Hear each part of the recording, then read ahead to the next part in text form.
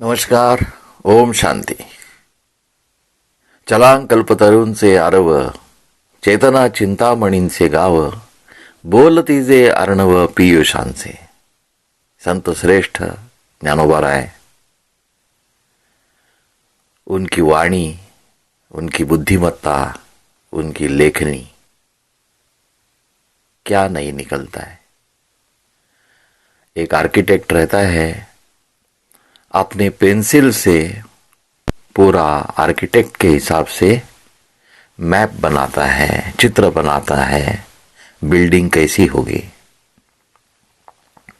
बहुत बड़ा आर्किटेक्ट रहता है तो वो बड़ा कॉम्प्लेक्स है, वो कैसे होगा उसका चित्र दिखाते हैं. ज्ञानोबा राय हमारी माऊली तो कितने बड़े आर्किटेक्ट हैं, और उन्होंने तो पूरी दुनिया उसका चित्र बनाया. ये नई दुनिया कैसी होगी उसका चित्र बनाया, और ये चित्र हमारे सामने प्रस्तुत किया.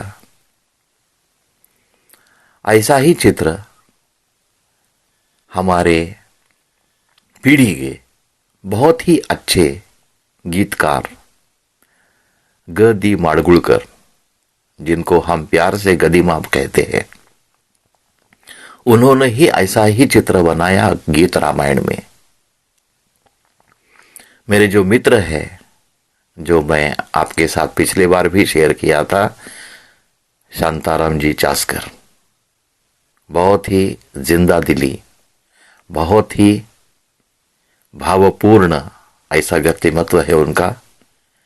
और जब ये पसायदान का 15वां एपिसोड जब उन्होंने सुना, बहुत सारे मित्र हमारे प्रतिक्रिया देते हैं, मैं उनको बहुत अप्रिशिएट करता हूँ, शुक्रगुजार हूँ. ऐसे ही प्रतिक्रिया उन्होंने भी बहुत अच्छी दी थी 15वें एपिसोड में. और उन्होंने जिक्र किया था गीत रामायण में जो गदी माँ ने जो गीत लिखा था, अयोध्या मनुनिर्मित नगरी. बहुत लोगों ने सुना होगा. और वो गीत जो है वो सुनने के बाद लगता है कि जिनके पास प्रतिभा है उन्हें कहीं ना कहीं परमात्मा टचिंग करता है कि आने वाली दुनिया कैसी होगी. मनुनिर्मित नगरी, अयोध्या मनुनिर्मित नगरी. गदीमा बोल के गए हैं, मनुनिर्मित, हमारे मन में भी ऐसी नगरी का निर्माण होना चाहिए. वो तो मनुनिर्मित है, लेकिन अपने हर एक के व्यक्तिमत्व में एक मनु बैठा है, मन के रूप में. अगर वो अच्छा सोचता है तो नगरी अच्छी होती है, बुरा सोचता है तो नगरी बुरी होती है. ये मनु को हमें संभालना है. हम बहुत गलत फहमी से मनु का गलत अर्थ निकालते हैं और उसमें जाति विद्वेष ऐसे भड़काते हैं अज्ञानवश.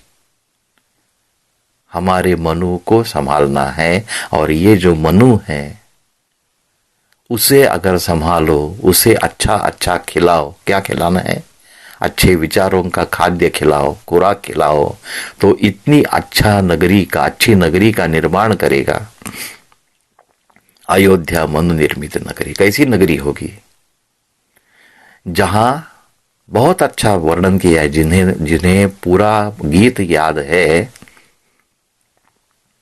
रास्ते कैसे होंगे, महल कैसे होंगे, और सबसे अच्छा मुझे लगा अतृप्ततेचा नसेवावर.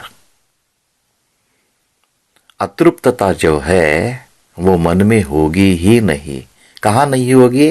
ना नगरी में होगी, ना घर में होगी, ना अंतर में होगी.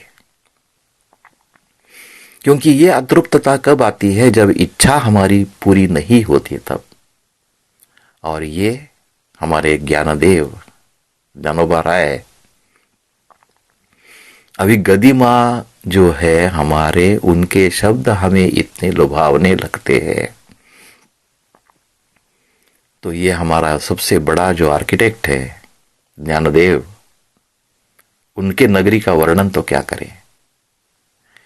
तो जो गदी माँ ने लिखा था अतृप्ततेचा नसेवावर, नगरी घरी अंतरी। पुत्र कैसे होंगे?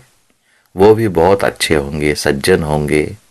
इतना बढ़िया वर्णन किया है। और ये पूरा, मैं हमेशा कहता हूं, रोड मैप जो है, स्वर्ग स्वर्ग जो हम अपेक्षा करते हैं वो क्या है। और फिर ये जो अयोध्या मनोनिर्मित नगरी, वो जब मैं देखता हूँ, वो चित्र देखता हूँ, तो मन में विचार आता है, इतने अच्छे नगरी में क्या मंथरा आ सकती है? क्या रावण कुछ कर सकता है? नहीं। तो ये हमारा जो राम राज्य का संकल्पना है, हमारी संकल्पना है, ये राम राज्य में रावण नहीं है। भले वाल्मीकि रामायण में रावण होगा, रावण की कथा होगी, लेकिन हमारे मन में जो राम राज्य है उसमें रावण की संकल्पना नहीं है। राम राज्य है संपूर्ण सुख का है, जिसमें अतृप्तते सा न सेवावर। और विश्व स्वधर्मे सूर्य पाहो जो जे वांछील तो ते लाहो प्राणी जाता। सर्व कल्पना जो है, सब जो इच्छाएं जो है वो पूरी होनी चाहिए। और इसलिए मौली कहती है, चलांग कल्पतरुन से आरव, एक नहीं, दो नहीं, तीन नहीं, आरव पूरा बगीचा, पूरा वन। और ये भी वन, ये भी बगीचा ऐसा है कि कहीं आपको जाने की जरूरत नहीं है, वो चलते चलते अपने पास आएंगे। तो कौन से बगीचे है ये कौन से कल्प वृक्ष है? ये कल्प वृक्ष जो है वो ऐसे नहीं है कि एक कल्प वृक्ष है, उसके नीचे बैठे पत्ते वाला वृक्ष है। पत्ते वाला वृक्ष है और वो ऐसे चलते फिरते रहता है। ये कल्प वृक्ष है संतों का, ये कल्प वृक्ष है फरिश्तों का, ये कल्प वृक्ष है एंजल का। और ऐसे वृक्ष जो है वो चलते फिरते हमारे पास आएंगे और हमें सिखाएंगे, हमें वरदान देंगे, हमें ऐसी चीजें देंगे कि मन में एक तो इच्छा भी ना हो, और इच्छा अगर होती भी है तो अच्छी ही इच्छा आएगी, बुरी इच्छा नहीं आएगी। और क्यों आएगी? क्योंकि एक नहीं, दो नहीं, एक कल्पवृक्ष जो है उसके नीचे बैठोगे तो कहते हैं मन को सुकून मिलता है, शांति मिलती है, आनंद मिलता है, सुख मिलता है। तो ऐसा जो बगीचा है, कर्दळीचे बन, आंब्याची अमराई, वैसे कल्पवृक्ष की बाग। सिंपल छोटे छोटे बगीचे में हम जाते हैं तो प्राणवायु मिलता है, मन खुश होता है। और ये कल्पतरू के बगीचे होंगे तो उसमें क्या होगा? मन आनंद ही आनंद आएगा। अतृप्ततेचा न सेवावर, कोई अतृप्ति नहीं रहेगी। और ऐसे बगीचे में हम घूम के आएंगे, रोज सुबह जाएंगे। सुबह उठते हैं, आप बंबई में हो, पूना में हो, चेन्नई में हो और कहीं हो, घूमते हैं, जाते हैं, प्राणवायु मिलता नहीं है, लोग बोलते हैं फ्रेश एयर नहीं मिलती। तो क्या करें? बस सुबह उठे और ये चलांग कल्पतरुन से आरव, कल्पतरु के बगीचे में जाएंगे, वहां बैठेंगे और मन को रिफ्रेश करेंगे। और एक बार ऐसे हर मन पवित्र होगा, हर मन रिफ्रेश होगा, हर मन अच्छा होगा, तो आप खुद कल्पतरु बनेंगे। माउली को ये नहीं है कि कल्पतरु के बगीचे आएंगे और सब करेंगे। ये बगीचे भी कहां से आए? एक कल्पतरु ठीक है, एक संत है, दो संत है, तीन संत है, ऐसे बड़े बड़े बगीचे जो है वो आएंगे कहां से? क्योंकि एक कल्पतरु दूसरे कल्पतरु को बना देगा, एक अच्छा आदमी 10 अच्छा आदमी को बना देगा। और ऐसे अगर करते रहेंगे तो ये धरती पे स्वर्ग आने में देरी नहीं रहेगी।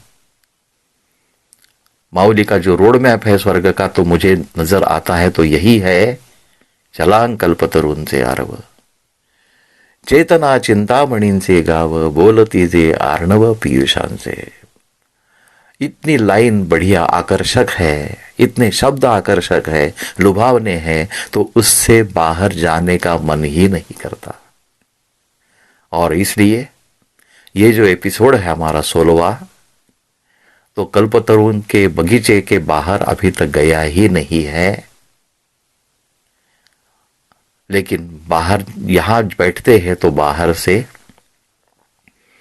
चेतना चिंतामणि का जो गांव है वो दिखता है, वो बुलाता है, आओ हमारे पास भी आओ, कल्पतरू के बगीचे से बाहर आओ और ये चिंतामणि का गांव जो है वो भी देख लो। देखेंगे अगले एपिसोड में, तब तक के लिए आज्ञा दीजिए। बहुत बहुत धन्यवाद आप सबका। आप इतने प्रेम से फीडबैक देते रहते हैं और यही तो शक्ति है।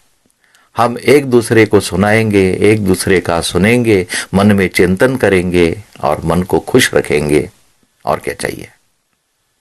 तब तक के लिए नमस्कार, ओम शांति, फिर मिलेंगे।